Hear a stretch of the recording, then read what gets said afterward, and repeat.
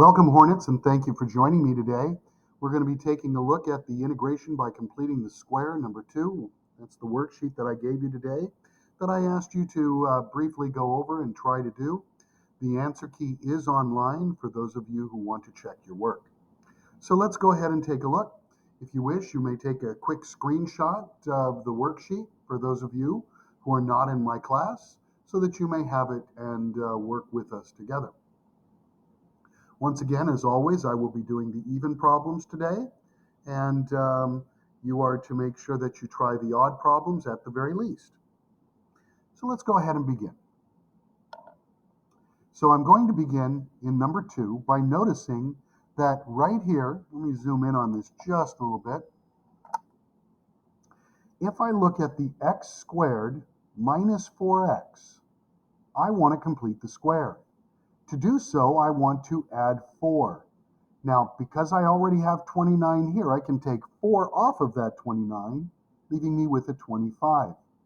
This now gives me the pattern for the 1 over 5 squared plus x minus 2, the quantity squared dx, and this is an arctangent pattern.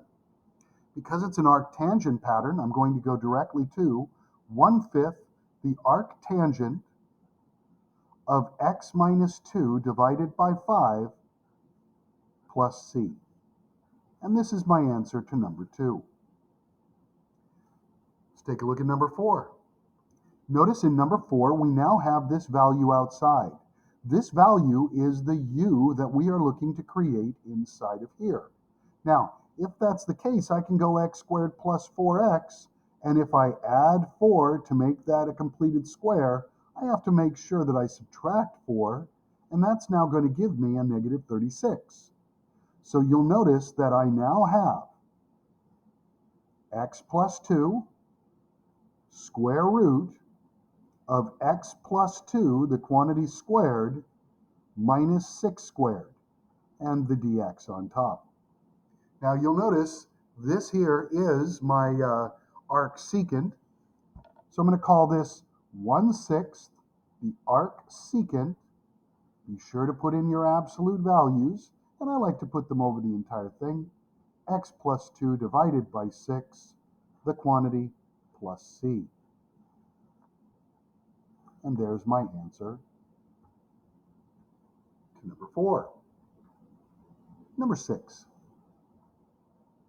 Once again, we're looking at the structure for the arcsecant. There's my u. So if I take the x squared minus 8x, I have to add 16, which means that I want to now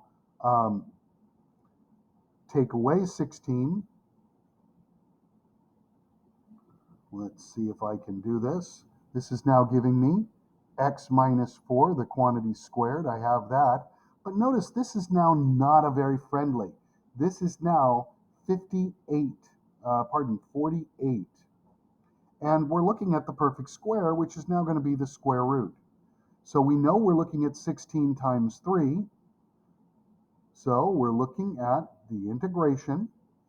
And I do believe that the answer key is wrong on this one, so I'm going to have to go back and change that answer key. I'm looking at x minus 4, the quantity squared, minus 4 root 3.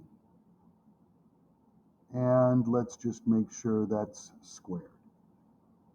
That means that I can now write this as the arcsecant 1 over 4 root 3 arcsecant absolute value x minus 4 over 4 root 3, the quantity, plus c. And there's number 6. Now be aware the answer key is wrong, and I will be altering the answer key very shortly. Number 8. Trying to complete the square, so I'm going to add 1, and I'm going to subtract 1. This is giving me x plus 1, which we have outside, and I have minus 1 squared.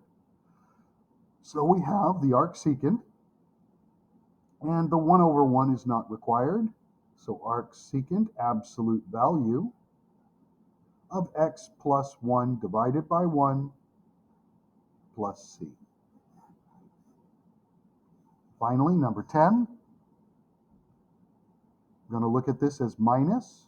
This is giving me x squared plus 2x. And I'm going to be adding 1, which is really subtracting 1. So if I'm taking away 1, I want to add. That's giving me 16. So I'm now looking at the square root of 4 squared minus x plus 1, the quantity squared, with the dx. This is arc sine. And I've got x plus 1 divided by 4, the quantity plus c. And there is my answer to number 10. I hope this has helped. If it has, please put a like. If not, please feel free to give me suggestions. Thank you very much, Hornets, and I hope you have a very good and safe day. Be well, and thank you.